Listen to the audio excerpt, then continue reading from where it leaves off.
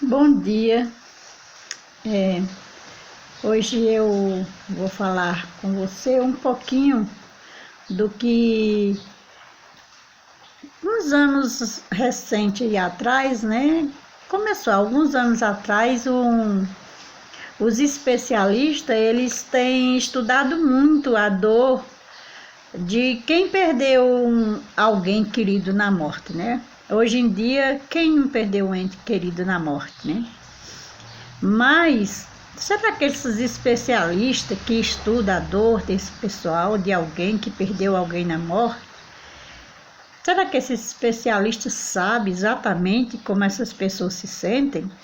Será que eles têm a capacidade de examinar o coração, os pensamentos, os sentimentos dessa pessoa que está sofrendo com a dor de perder alguém querido, muito querido na morte? Eu praticamente acho que não. Por mais que eles pesquisem, eles não conseguem descobrir o grau de dor que uma pessoa sofre, sente, quando perde a esposa, perde o marido, ou uma mãe perde um filho, ou um filho perde uma mãe ou um pai. Então, não tem ser humano que consiga examinar e saber como uma pessoa está se sentindo, né? Quando isso acontece. Mas nós sabemos que tem uma pessoa que sabe exatamente o que nós sente, né? Quem será essa pessoa? Estou falando de Deus, do próprio Criador, porque se foi Ele quem nos fez, Ele sabe o que nós estamos sentindo, Ele conhece cada órgão do nosso corpo, cada partícula que forma a nossa vida, né? Então, esse sim sabe o que nós sente, né?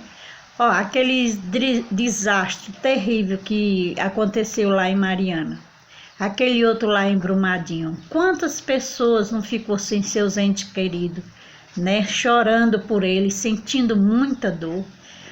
Ali tem pessoas que não só perdeu assim, um, dois, três e quem sabe até mais, né? Então, aquelas pessoas lá, elas precisam realmente saber que existe um Criador, que Deus, Jeová Deus, Ele foi quem nos deu a vida, né?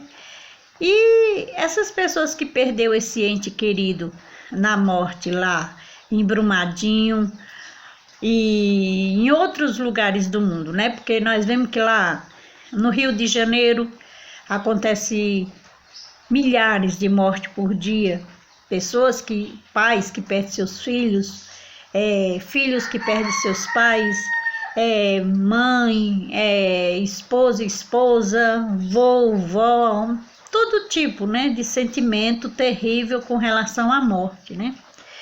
Lá no Rio de Janeiro, lá em São Paulo, no mundo inteiro tá cheio de morte, né? Ó, aqueles meninos que morreram incendiados lá, queimados, sufocados, alguns queimados, outros sufocados pela fumaça e acabaram sendo queimados também, né?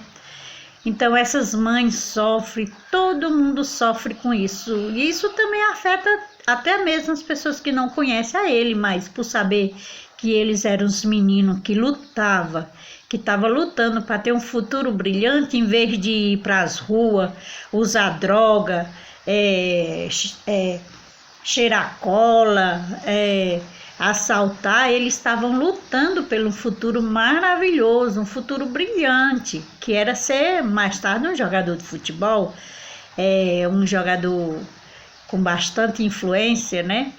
Então, e aí, quando a gente vê esse tipo de morte, a gente fica com mais sentimento ainda, porque esses jovens não conseguiram nem sequer realizar seus sonhos, né?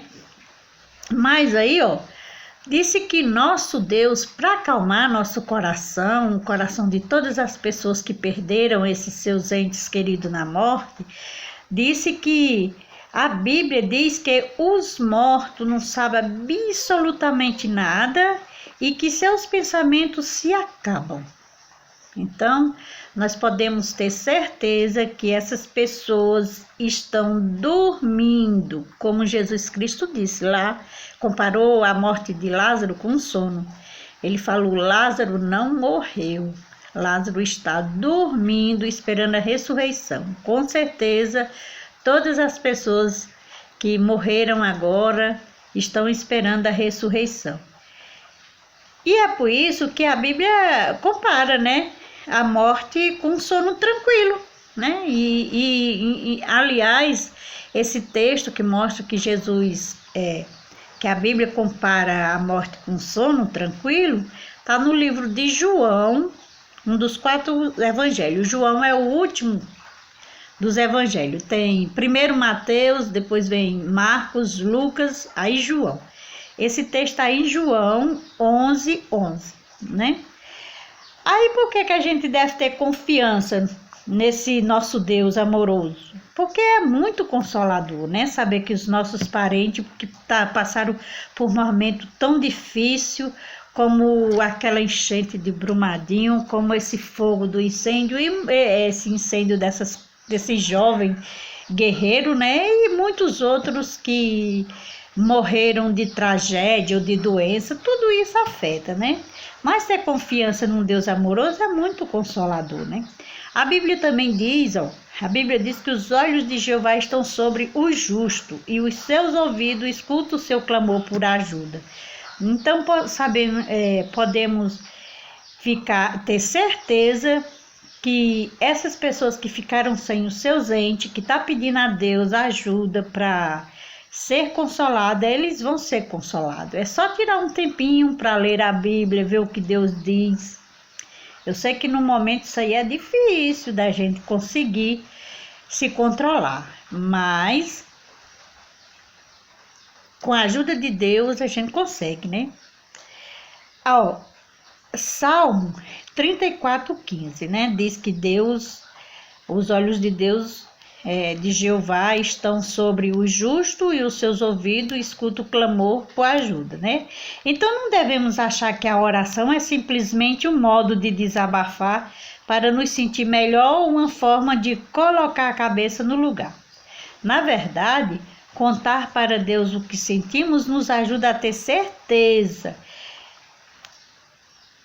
ter uma amizade boa com Deus, o nosso Criador, e Ele pode usar o poder dele para nos consolar. Que maravilha, né? Diz que, na verdade, contar para Deus o que sentimos nos ajuda a ter uma amizade com o nosso Criador e Ele pode usar o poder dele para nos consolar. Então, vamos fazer isso, vamos orar a Jeová, pedir a Jeová que console todas essas pessoas que perderam seus queridos, todas essas pessoas que ficaram desamparadas aqui na terra, né? Porque por Deus ninguém está desamparado, né? Então não vamos achar que a oração é só uma forma de desabafar, e sim uma forma de pedir ajuda a Deus e que Ele pode nos ajudar, tá bom? Então tenha um bom dia, né?